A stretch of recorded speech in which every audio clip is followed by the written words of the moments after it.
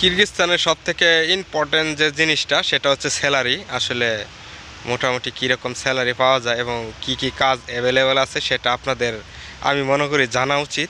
সেই বিষয়টা আপনাদেরকে এই ভিডিওতে আমি শেয়ার করব। ভিডিওটা শেষ পর্যন্ত দেখবেন, তাহলে যারা নতুন একদম তারা আসলে বুঝতে পারবেন যে কি কাজ অ্যাভেলেবেল আছে, কত টাকা স্যালারি পাওয়া যায়, সব কিছু এই ভিডিওতে আপনাদেরকে জানাবো। সো ভিডিওটা শেষ পর্যন্ত দেখবেন। এক নম্বর যে বিষয়টা আসে, অনেকেই জানেন না যে কিরগিজস্তানে কি কাজ আছে। হুট করে চলে আসেন কিরগিজস্তানে। আসলে কিরগিজস্তানে কি কি কাজ আছে সব কিছুই আমি আপনাদের বলার জন্য এই ভিডিওটা করা। সো কিরগিজস্তানে অনেক দালাল বা এজেন্সি আপনাদেরকে বলবে যে এই দেশে চকলেটের ফ্যাক্টরি আছে, আপনি চকলেটের ফ্যাক্টরিতে কাজ করতে পারবেন, 400 থেকে $500 বেতন দিবে। আসলে ভাই কিরগিজস্তানে চকলেট ফ্যাক্টরি নাই। কিরগিজস্তানে চকলেট ফ্যাক্টরি বলতে আমি আসলে এখন পর্যন্ত দেখি নাই চকলেট ফ্যাক্টরি। আসলে অনেকেই আপনাদেরকে বলবে এজেন্সি দালাল। আসলে চকলেটের ফ্যাক্টরির কথা বললে আপনারা কিরগিজস্তানে আইসেন না, তাহলে কাজ পাবেন না। স্যালারি তো দূরের কথা, কাজ করতে পারবেন না, হয়তো আপনাদেরকে চলেও যেতে হতে পারে। দ্বিতীয় যে বিষয়টা আছে সেটা হচ্ছে টাইস ফ্যাক্টরির কথাও আপনাদেরকে বলে। টাইস ফ্যাক্টরির কাজ আসলে আছে সীমিত, আপনারা করতে পারবেন না। আমি মনে করি স্যালারিও তেমন একটা ভালো পাবেন না। অনেকেই আমি দেখছি যে টাইস ফ্যাক্টরিতে কাজ করে অনেকেই চলে গেছে কিরগিজস্তান থেকে। আসলে টাইস ফ্যাক্টরিতেও আপনারা কাজ করতে পারবেন না, এই কাজটা আসলে অ্যাভেলেবেল নাই।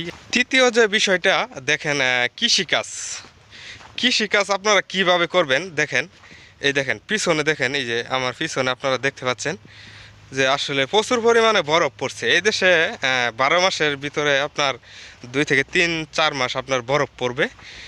আপনারা কৃষিকাজ কিভাবে করবেন? কৃষিকাজ ভাই এই দেশে নাই। এই দেশে কৃষিকাজও আপনারা করতে পারবেন না। কৃষিকাজ এই বিষয়ে যদি আসেন বা কৃষি কাজের জন্য আসেন, তাহলে আপনারা কাজ করতে পারবেন না। আমি মনে করি যারা কিরগিজস্তানে আসবেন তা বুঝে শুনে আসবেন। 4 নম্বর যে বিষয়টা সেটা আপনাদেরকে বলি। এই দেশে অ্যাভেলেবেল যে কাজটি রয়েছে সেটি হচ্ছে গার্মেন্টস। গার্মেন্টসে অ্যাভেলেবেল কাজ আছে। যারা ভালো দক্ষ কারিগর তারা কিন্তু এই কিরগিজস্তানে আইসা কাজ করতে পারতেছে এবং কি কাজ করতেছে মোটামুটি ভালোই। যারা ভালো দক্ষ কারিগর আছেন তারা আমি মনে করি আসলে আপনাদের ভালো হবে। কিরগিজস্তানে কাজ করতে পারবেন এবং কি ভালো টাকা স্যালারি পাবেন আপনারা। কিরগিজস্তানের দক্ষ কারিগর যদি আপনি হয়ে থাকেন আসতে পারেন। মেন যে বিষয়টা সেটা হচ্ছে আপনার স্যালারি কীরকম।